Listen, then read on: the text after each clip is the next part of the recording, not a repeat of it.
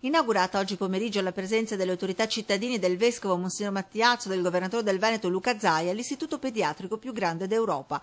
14.000 metri quadri di superficie netta per 52 metri di altezza, 12 piani di cui 9 interamente dedicati ai laboratori di ricerca.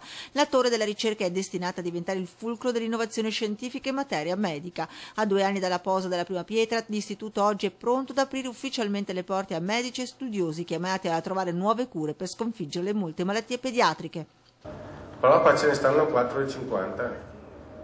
4,50 vuol dire rispetto ai 100-150, 300 menti in più che pensano, 300 menti in più che producono e 300 menti in più che possono dare la possibilità di guarigione ai nostri figli. Noi alla Città della Speranza e quindi alla Torre della Ricerca dovremmo dedicare risorse stabili in maniera che questo progetto possa veramente prendere il volo.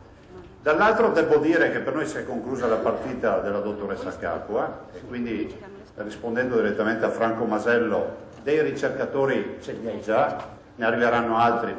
Grande assente il capo dello Stato Giorgio Napolitano, ma la festa è stata grande ugualmente con oltre 700 invitati e molti volontari presenti. Un minuto di silenzio ha ricordato i tanti bambini che in questi anni non ce l'hanno fatta. Una torre avveniristica realizzata dall'architetto portoghese che diventa simbolo ed emblema della ricerca medico-scientifica non solo in Italia ma in tutta Europa.